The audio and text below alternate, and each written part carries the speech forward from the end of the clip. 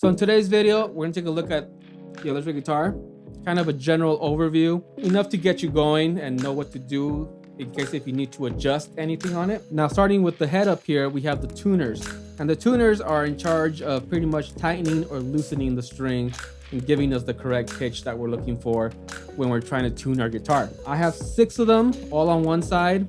Your model might have only 3 on one side, 3 on the other, or they just might all be on different combinations, whatever you might have. Make sure you kind of memorize where each string goes to. In other words, I know that this one is my 6th string, this is my 5th, my 4th, 3rd, 2nd, and 1st. And also make sure you kind of know which way they tune. That way, when you're tuning the guitar, you won't do what I did when I was starting and hit the A string and wondering why it's not tuning, and it's because you're turning the wrong tuning peg. So if you need to, I mean, just follow them up if that helps for now, and then tune it, make sure you hit the right one there. Just keep that in mind. Try to memorize your tuning pegs here. Now, next up, we have the string tree, which helps with not having these strings here pop out of the nut. It's what kind of they're meant for, and also kind of to avoid a little bit of noise. That's what the string trees are for. Moving along here, we have the nut, and the nut is where the strings sit, and they're evenly divided so they don't clash into each other. Going on from the nut, we have now your guitar neck, and on the guitar neck, you're gonna find your fretboard, and on the fretboard is where you're gonna place your fingers and apply pressure and get the chord or the note that you want. Now, what helps with that and getting different types of pitches from a low to a much higher one are these frets here. You have them all over your guitar neck, these metal rods going across. They're called frets. Now, the frets, if I were to put my finger on the 5th fret here on the A string, now it's only vibrating from that position all the way down to the bridge. In other words, making the string shorter, making it vibrate a bit higher in pitch. Compared to if I hit the open string, now the string's ringing from the nut up here all the way to the bridge. So it's a big, longer, I guess, wave. On the fretboard also, you're gonna have markers here, and these markers are, I don't know every guitar model out there, but for the majority of them that I've seen, they're always gonna be on the 3rd, the 5th, the 7th, the 9th, and the 12th is usually gonna have some type of double marker symbols or something. And then you have the 15, 17, 19, and 21 on this model.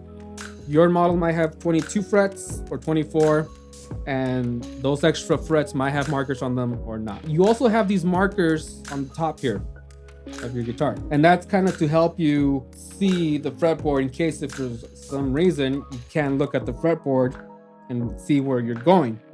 Like right here, I know that this is the 3rd fret, 5th, there's a 6th right there, 8, the 12th fret, and in between there, I can easily guide myself and know where I'm going. So memorizing these fret markers here is a good way to kind of, help you memorize the fretboard, at least to know what number fret you're on. Like the 4th fret, that's the 8th fret right there.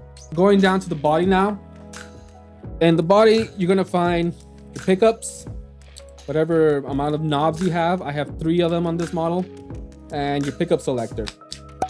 Now, on the knobs here, you're usually gonna find a combination of 1 volume knob to 2 volume knobs and 1 tone knob or 2 tone knobs. Now, I have 2 tone knobs and 1 volume knob. Now, the volume knob controls the volume, and the tone knob is in charge of cutting out a bit of the high treble from your pickup.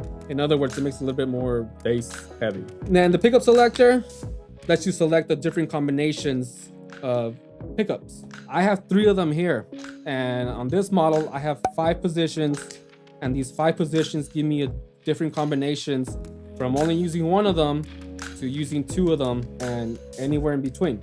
So if I look at position number 1 here, I'm only using the neck pickup, and if I go to position number 2, I'm only using these 2.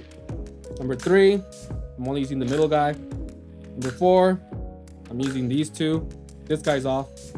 And the last position, I'm only using this pickup, which is called the bridge pickup, because it's closest to the bridge.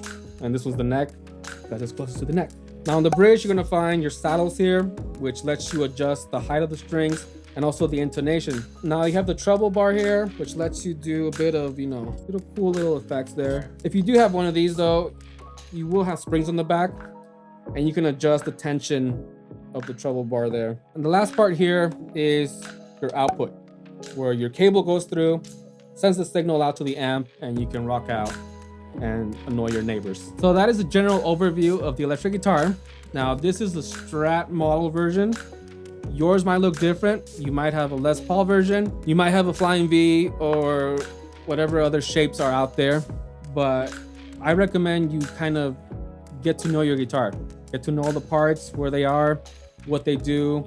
That way you can get a good sound out of it, and you can also adjust and fix anything should something go wrong. And if you're not comfortable doing that yourself, please take it to some professional at a music store, and don't do what I did and try to do it yourself and end up making it worse, dreading it. That is it for today. If you have any questions, leave them down in the comments below. Make sure to like and subscribe, and I will see you on the next one. All right, take care.